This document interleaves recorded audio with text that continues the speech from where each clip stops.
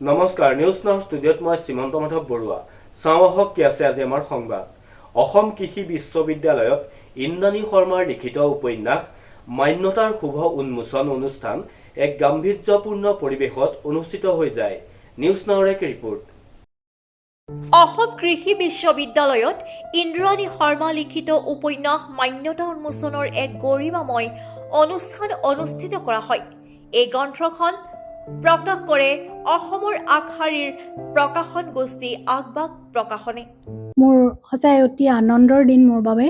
মোৰ প্ৰথম উপন্যাস মান্যতা আজি আনুষ্ঠানিকভাৱে উন্মোচন কৰিছে অসম কৃষি বিশ্ববিদ্যালয়ৰ সন্মানীয় উপাচাৰ্য মহোদয় ডক্টৰ বিদ্যুৎ চন্দন ডেকাদেৱে আৰু বিশিষ্ট অতিথি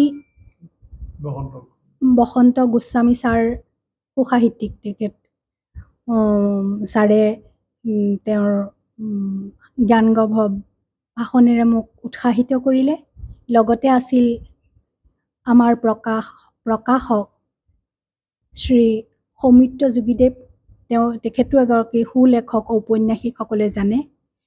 তেখেতেও মোক যথেষ্ট উৎসাহিত কৰিছে তেখেতৰ বক্তব্যৰে। মোৰ খুব আচলতে আৱেগিকো হৈছোঁ আৰু খুব ভাল লাগিছে। মান্যতাত পাঠকে এগৰাকী সবল নাৰীক তেওঁৰ সংঘৰ্ষ আৰু কেনেদৰে নিজকে সকলো সেই জীৱনৰ যুঁজত জয়ী হৈ নিজকে আত্মপ্ৰতিষ্ঠা কৰিছে, সেই এগৰাকী শক্তিশালী নাৰীক বিচাৰি পাব। ইতিমধ্যে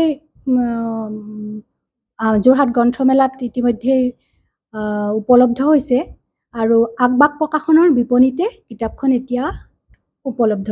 পাঠক ৰাইজে যদি কিতাপখনক অকণমান মৰম দিয়ে, সঁহাৰি পাওঁ, তাতেই মোৰ ভাল লগা বিষয় হ'ব।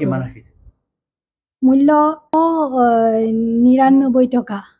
অনুষ্ঠানটিত ডক্টৰ মোহন কুমাৰ শৰ্মাৰ আদৰণি ভাষণৰ লগতে আজিৰ এই দিনটো এক স্মৰণীয় দিন বুলি উল্লেখ কৰে। এই গ্ৰন্থখন উন্মোচন কৰে অসম কৃষি বিশ্ববিদ্যালয়ৰ উপাচাৰ্য ডক্টৰ বিদ্যুৎ চন্দ্ৰ ডেকাই। তেখেতে মান্যতা উপন্যাসখনৰ ওপৰত গভীৰ দৃষ্টিভংগী প্ৰকাশ কৰি ইন্দ্ৰাণী শৰ্মাৰ সৃষ্টিৰ ওপৰত উচ্চ প্ৰশংসা কৰে। অনুষ্ঠানৰ অন্যতম বিশেষ আকৰ্ষণ আছিল অসম সাহিত্য সভাৰ প্ৰাক্তন প্ৰধান সম্পাদক তথা বিশিষ্ট সাহিত্যিক ডক্টৰ বসন্ত কুমাৰ গোস্বামীৰ ভাষণ। তেখেতে গ্ৰন্থখনৰ সাহিত্যিক গুণগত মানৰ ওপৰত আলোচনা কৰি ইন্দ্ৰাণী শৰ্মাৰ লিখনি শক্তি আৰু সমাজত ইয়াৰ গুৰুত্ব কথা জানিবলৈ দিয়ে। উক্ত অনুষ্ঠানত আগবাগ প্ৰকাশনৰ স্বত্বাধিকাৰ তথা বিশিষ্ট লেখক ঔপন্যাসিক সৌমিত্ৰ যোগীৰ লগতে বহুকেইজন বিশিষ্ট ব্যক্তি উপস্থিত থাকে। ইন্দ্ৰাণী শৰ্মাৰ মান্যতা উপন্যাসখন অসমীয়া সাহিত্যৰ এক উল্লেখযোগ্য সংযোজন হোৱাৰ আশাবাদেৰে অনুষ্ঠানটিৰ সামৰণি পৰে। ইন্দ্ৰাণী শৰ্মাৰ যিখন মান্যতা নামৰ যিখন উপন্যাস, তেখেতৰ কাৰণে এইখন এখন প্ৰথম উপন্যাস আৰু এই উপন্যাসখন আজি আমাৰ অসমৰ এগৰাকী স্বনামধন্য লিখক বসন্ত কুমাৰ গোস্বামী আৰু আগবাগ প্ৰকাশৰ প্ৰকাশক তেখেতৰ এজন ঔপন্যাসিক, তেখেতৰ উপস্থিতিত আমি বিশ্ববিদ্যালয়ৰ এই সৰু কোঠা এটাত আমি কিতাপখন উদ্বোধন কৰিলোঁ। আৰু কিতাপখন আমি যিহেতু পাঠকৰ দৃষ্টিভংগীৰে এইখন প্ৰথম উপন্যাস যদিও খুব এখন উৎকৃষ্ট উপন্যাস আৰু উপন্যাসখনৰ প্ৰকাশকক বিশেষকৈ মই ধন্যবাদ দিম যে তেখেতে ইমান ধুনীয়াকৈ কিতাপখন দৰ্শকৰ মাজলৈ আগবঢ়াই দিছে।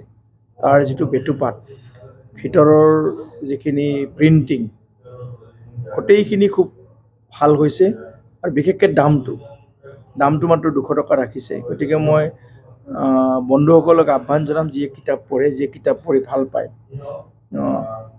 এই কিতাপখন তেখেতসকলে বিপণীত উপলব্ধ হ'ব। কিনি পেলাই পঢ়িলে যিগৰাকী লিখক, যিহেতু তেখেতৰ এখন প্ৰথম উপন্যাস, তেখেত যথেষ্ট উৎসাহী হ'ব। আৰু এইখন এখন অলপ বেলেগ ধৰণৰ উপন্যাস, ঘটনা যদিও একেই, তেখেতৰ উপস্থাপনা, সমাজখনক তেখেতে বিচৰা ধৰণে চোৱা, ৰাইজে নতুনকৈ সমাজখনক কেনেকৈ চাব লাগে তাৰ কেইটামান দিশ তেখেতে উনুকিয়াই দিছে আৰু সঁচা অৰ্থত এইখন এখন খুব ভাল উপন্যাস আৰু মই লিখকৰ আপোনালোকৰ জৰিয়তে তেখেতৰ উত্তৰোত্তৰ কামনা কৰিলোঁ। যোৰহাটৰ পৰা অনুপম বৰাৰ ৰিপৰ্ট, নিউজ নাও 24/7।